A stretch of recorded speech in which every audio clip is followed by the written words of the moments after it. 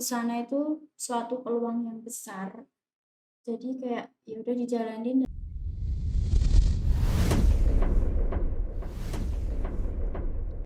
Halo guys, kembali lagi di Kabasat Berbicara, di channel yang inspiratif dan inovatif. Kenalin, nama saya Septiana Dwi Rahma. Kali ini kita kedatangan tamu dari salah satu jurusan di SMKN 1 Bogor. Langsung saja kita sambut, ini dia orangnya. Halo, Assalamualaikum. Nama aku Diana Kasiwi dari kelas 12 Tata Busana 1. Gimana kabarnya?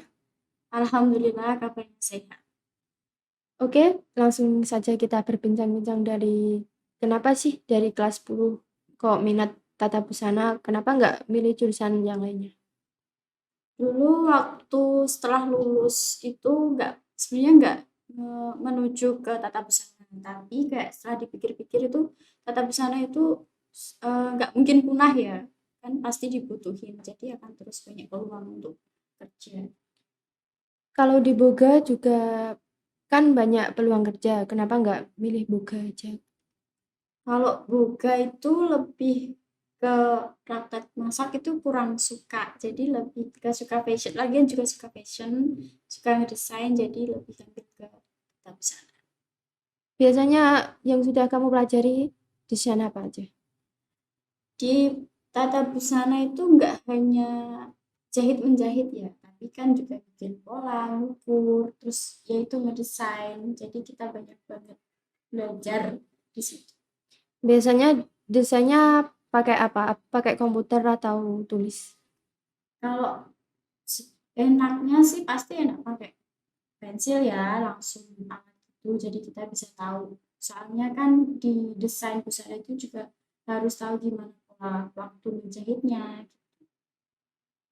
Sulit nggak buat pola atau buat desain, buat baju gitu? Sulit ya sulit, soalnya harus menerapkan, nanti bisa nggak sih diterapin di pola waktu dijahit gitu. Soalnya udah dibikin susah-susah, desainnya udah bagus, tapi kalau nggak bisa diterapin di bajunya juga percuma dong. Iya. Pernah nggak sih gagal bikin pola atau bikin desain gagal terus disuruh revisi gitu? Pasti pernah dong, kan pola itu kayak ngukur gitu ya, di ukuran baju. Jadi kalau eh, beda ukuran berapa senti gitu, dipakainya juga kadang nggak enak di badan. Jadi harus benar-benar diperhatikan. Biasanya buat baju apa aja? Wah, ini waktu di kelas 1 sampai kelas 12 ini udah bikin ada busana anak, baju busana anak, baju keseharian di rumah, bikin blus, bikin kebaya, bikin pesta, ada masih berapa banyak juga. Rata-rata buat dijual atau dipakai sendiri atau buat sekolah dipajang atau gimana? Untuk aku pribadi sih aku pakai sendiri, soalnya aku pakai ukuran sendiri, tapi ada juga beberapa yang bisa dijual gitu. Keuntungannya kalau dijual mengarah di mana? Di diri kamu sendiri atau guru atau sekolahan? Kan kita bikin sendiri, kita beli kainnya sendiri, jadi pastinya untungnya buat kita sendiri. Berarti banyak keuntungannya ya. Di balik itu juga ada usahanya, tapi tetap untung sih. Kita harus benar-benar bisa perhitungin gimana cara dapat untung. Sulit nggak sih pelajaran menjahit? Kalau sulit sih pasti sulit, soalnya kalau dipikir-pikir kan itu tetap ada kayak perhitungannya ya, tetap Iya. ada matematikanya. Tapi setelah didalami nanti kalau jadinya bagus, kita jadinya senang dan semangat bikin baju. Selain keahlian menjahit, keahlian apa lagi yang Anda kuasai? Bisa ngedesain baju. Jadi kita bikin kayak nge-mix and match pakaian. Jelaskan rencana Anda ke depannya mau kemana, lulus sekolah, mau kerja atau kuliah. Untuk planning ke depan pengennya kerja, sebenarnya kalau bisa di sambil kuliah ya, Ya. insya Allah. Planningnya kerja di mana? Nah, untuk saat ini sih rencananya pengen di SAI, tapi nggak tahu. Nggak ada keinginan untuk kuliah? Ada keinginan itu ada, tapi nggak tahu nanti ke depannya gimana kan. Sekarang ya pengen, udah juga daftar-daftar, tapi kita lihat aja nanti. Kalau jadi kuliah, pengennya mau ke kampus apa? Pengen niat ke UNESA ambil desain, jadi lebih tetap ke arah busana, biar lebih mudah aja gitu. Lebih menguasai ya. Adakah penyesalan atau kesulitan yang Anda alami di sana? Awal-awal masuk kelas 10 itu emang kayak ngerasa berat banget ya. Kok banyak banget sih harus dikerjain di busana itu. Mikirnya dulu itu busana enak, tinggal jahit gitu, ternyata enggak. Tapi setelah masuk kelas 11 ngerti kalau busana itu suatu peluang yang besar. Jadi kayak ya udah dijalanin dan sekarang gampang buat menjalani. Di SMKN Bogor itu mempunyai mesin jahit yang modern atau tradisional. SMKN 1 Bogor itu menyediakan dua-duanya. Waktu awal kelas 10 itu pasti diajari secara manual, jadi kita ngerti kan sejak awal itu jahitnya pakai mesin manual, jadi dikasih tahu dulu tata caranya buat ngejahit mesin manual. Tapi untuk kelas seterusnya itu pakai mesin high speed. Mudahan yang modern atau yang tradisional. Pastinya lebih mudah yang eh, high speed ya, itu soalnya lebih kan cepet juga, nggak nggak capek-capek juga, jadi lebih enakan pakai yang udah modern. Kalau gagal buat baju atau buat desain gitu, ada guru yang nggak suka atau marah. Kalau marah sih enggak, cuma kayak kadang tuh ditanya, kenapa dia itu tanya kenapa bisa salah gitu, dicari kesalahannya jadi nanti bisa diperbaiki, enggak marah itu enggak. Kan di busana kan ada kayak PSG gitu. Kamu dulu PSG di mana? SG-nya alhamdulillah dapat yang dekat, soalnya kan waktu itu juga masih masa corona ya. Jadi dapat di desa sendiri dan alhamdulillah dapatnya itu pekerjaan baru lagi, pengalaman baru lagi. Jadi nggak ngejahit tapi mayat baju pengantin, kebaya kayak gitu. Jadi dapat tambah pengalaman banyak banget di PSG itu. Selain disuruh mayat dan lain-lain, disuruh apa aja sih di PSG?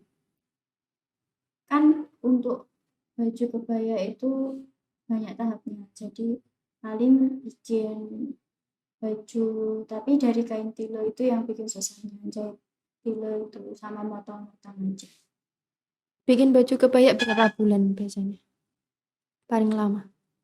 Tergantung dari desain sama besar kecilnya dan sulit apa enggaknya itu kebayanya. Jadi kalau standar kayak kutu baru yang enggak aneh-aneh itu paling 1 minggu sampai 10 hari itu udah jadi kalau ada payatannya. Terus kalau yang baju pengantin besar full payet itu bisa sampai 2 bulan. Hmm. Jadi sekarang kamu sudah bisa menjahit dan membuat baju. Alhamdulillah sedikit-sedikit sudah bisa. Di PSG-nanmu itu berupa konveksi atau toko baju atau apa? Bisa dibilang butik ya, soalnya itu juga hanya khusus kayak baju kebaya-kebaya pengantin gitu. Jadi bukan konveksi yang besar, tapi benar-benar waktu tahu kayak baju kebaya itu harganya segini, terus segini bikinnya itu bisa dibilang ke arah butik. Soalnya benar-benar pribadi. Selama 6 bulan PSG, kamu buat baju kebaya berapa saja?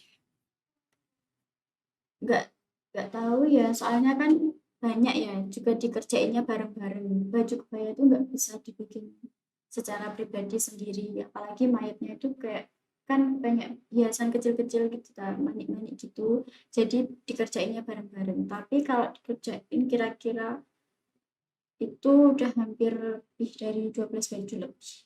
Yang sering digunain buat praktek atau buat di butik gitu biasanya kain apa? Yang sering digunain dijual atau dipakai sendiri?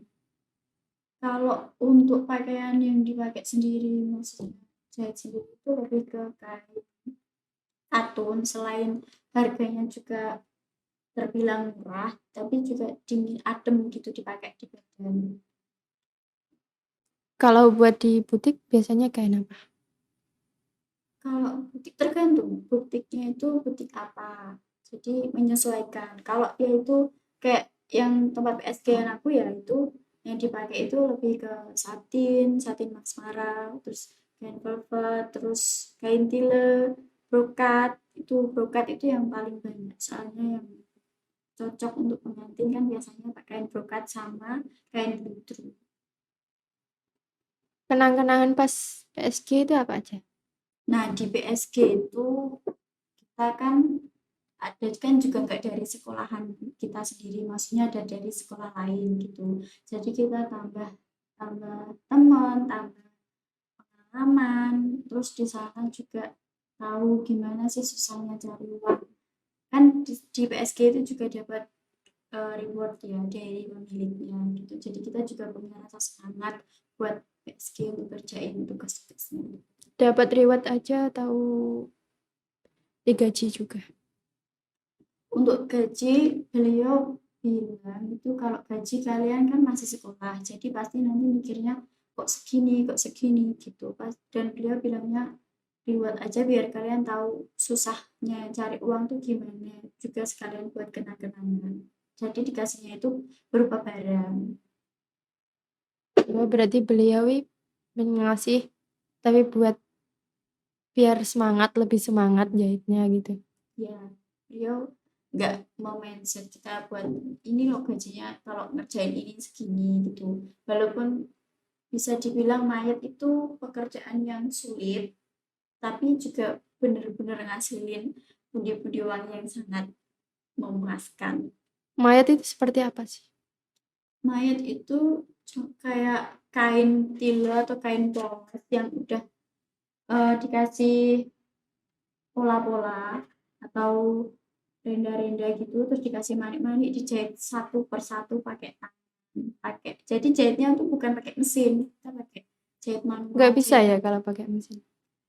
Nggak bisa, soalnya kan pakaiannya itu ditaruh di patung, di manekin gitu, terus kita jahit satu-satu gitu. Jadi benar-benar butuh ketelitian banget. Kan sebentar lagi mau UKK. UKK disuruh ngapain aja sih jurusan busana ini? Kalau untuk jurusan tata busana itu kita ada pra UKK-nya dulu, itu dilakukan UKK-nya dilaksanakan sejak 3 hari, hanya 3 hari itu membuat satu baju. Dan ini rencananya mau bikin tunik 3 warna, 3 model, 3 corak baju dijadikan satu gitu. Pra UKK disuruh ngapain? Itu kita bikin itu untuk kan UKK sama pra UKK ini sama, dibikinnya sama, jadi dibuat latihan. UKK kan nggak boleh tanya ini itu, nggak boleh tanya-tanya. Jadi kita dibiat apa ya, bisa dibilang kayak latihan dulu gitu loh. Jadi apa yang dibuat waktu pra UKK ini bakal dibuka. Kainnya biasanya disediain SMK atau beli sendiri? Untuk kain kita beli sendiri, tapi biasanya itu juga dapat kayak dari benang, resleting, terus kain keras, kayak peralatan-peralatan yang sekiranya bisa bareng-bareng belinya itu pasti disediain dari sekolah. Tapi untuk kain kita beli sendiri, soalnya kan minat orang sama selera orang masing-masing kan beda-beda, jadi kita beli sendiri. Kan kemarin saya lihat kan busana kan membuat kebaya. Ya, Kebayanya itu buat apa? itu salah satu tugas dari kurikulumnya. Jadi kita bikin kebaya untuk dipakai sendiri. Kita juga tahu gimana cara jahit kebayanya. Semua warnanya sama atau berbeda masing-masing orang? Kalau itu sesuai ke minat kita ya, tapi untuk modelnya itu kan model kutu baru itu ditentukan. Jadi eh, kesepakatan kelas bersama gitu. Jadi tapi kalau untuk warna model bahan kainnya itu sesuai selera kita. Biasanya membuat itu kelompokan atau individu? Kan itu selera sendiri, jadi kayak seumpama ada yang temenan gitu gitu kadang kayak ya udah kita sama aja gitu modelnya, terus kainnya kan kalau sama itu harganya kan bisa lebih murah ya kalau kain, jadi belinya itu bisa gandengan, kita bisa istilahnya bisa patungan dibuat berdua gitu. Ngeluarin budget banyak nggak di jurusan busana itu? Dibilang ngeluarin budget banyak itu banyak, pasti banyak, soalnya banyak prakteknya. Tapi kita kan kembali lagi ke kita, apa yang kita praktekkan, apa yang kita buat kan kalau untuk dipakai sendiri kan pastinya juga senang. Jadi punya rasa kepuasan tersendiri. Pas UKK cuma dikasih waktu 3 hari kan? Ya, Menurut kamu kurang nggak waktunya buat menjahit baju tunik itu? kalau kita ngerjainnya dibikin pusing, kita kayak berusaha panik gitu, pasti kurang. Kayak waktu ngejalannya 3 hari, 3 hari itu kayak kalau belum pernah bikin ya itu pasti kayak aduh nanti pasti susah bikin polanya belum ininya belum itunya gitu. Tapi kalau udah kita jalanin benar-benar serius, terus kita secara tenang ngerjainnya pelan-pelan tapi benar-benar sungguh-sungguh nggak main-main, itu pasti lebih dari cukup bahkan. Bisa dikerjain di rumah kan tapi? Tidak, kayaknya nanti ditinggal di sekolah, jadi kita pulang ya pulang tetap dikerjain di sekolah selama 3 hari. Nggak bisa lembur di sekolah gitu? Kan waktunya itu dari jam 7 pagi sampai untuk kakak kelas yang dulu itu dari jam 7 pagi sampai jam 3 sore kalau nggak salah. Jadi mungkin masih seperti itu. Kalau udah deadline, ngerdek nggak biasanya? Sangat-sangat panik gitu. Nggak, soalnya gini, aduh pasti nanti kan kadang itu juga lihat temennya ya, Iya. temennya itu udah jadi segini gitu, sedangkan diri punya aku tuh kayak kok baru ini gitu, kadang kayak malah tambah panik tambah bingung gitu. Setelah lulus di SMK, kedepannya mau kemana? Untuk kedepannya kan sengaja ambil sekolah SMK ya, jadi pastinya pengen kerja, tapi tetap juga pengen terusin kuliah buat jadi bisa dibilang kuliah sambil kerja. Pengennya kuliah di mana kalau kuliah? Kalau kuliah seandainya semoga aja ya diterima, pengennya itu ke UNESA, ambil jurusan desain, jadi tetap ngarah ke busana, jadi nggak terlalu pusing nanti buat memulai awal lagi. Oke, terima kasih telah meluangkan waktu untuk di podcast kami. Sama-sama. See you next time, guys.